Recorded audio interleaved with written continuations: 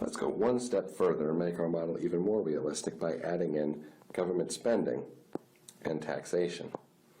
And what we'll see is we'll get fiscal multipliers when we add in government spending to our planned expenditures, including the government, which will be C plus I plus G. So government spending directly goes into planned expenditures, and let's assume that government expenditures looks just like investment. In other words, it's not sensitive to changes in income, so it's a constant. What this means is our vertical intercept is just going to be a little higher, where it's going to be autonomous consumption plus investment plus government expenditures, and the slope will be equal to the marginal propensity to consume. Now once we put taxes in, we're going to get a different slope. So here we've got the effect of an increase in government expenditures.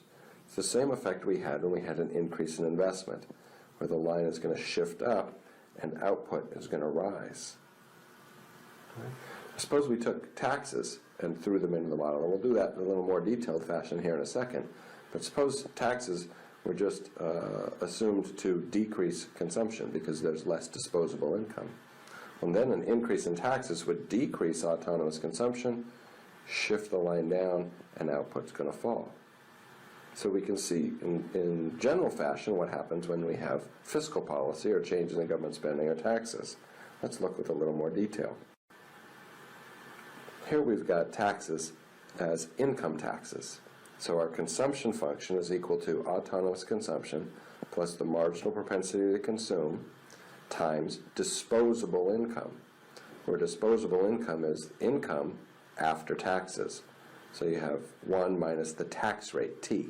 If the tax rate is 10%, then what's left over is 90% of your income, or 1 minus 10% gives you 90% of your income.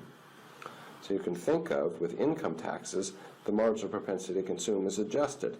So our adjusted marginal propensity to consume is B times 1 minus T. Now we would say, if there was an increase in the tax rate, we would see a decrease in the adjusted marginal propensity to consume. So we'd get a pivot down of our planned expenditures curve. And again, an increase in tax rates are going to decrease equilibrium output. What are the size of the multipliers? Well, multiplier for government spending, in the simple model where there's no tax rates and taxes are just lump sum taxes, is 1 over 1 minus the marginal propensity to consume, just like it was for investment in our last section.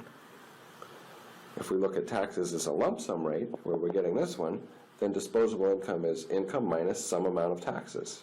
And so it doesn't depend on your income level, and that's why we call it a lump sum. Now our consumption function is consumption is equal to autonomous consumption plus the marginal propensity to consume times disposable income. And the formula for the tax multiplier is going to be the negative of marginal propensity to consume over 1 minus the marginal propensity to consume. So these are some general formulas for multipliers that you're going to want to keep in mind as you go through answering questions about what happens when there's a change in taxation or a change in government spending. It's very simple to illustrate some important lessons. Right? An increase in government spending increases total planned expenditures for goods and services. Cutting taxes increase after-tax income, and so consumers are going to have more money. They will spend more on consumption, and planned expenditures will rise.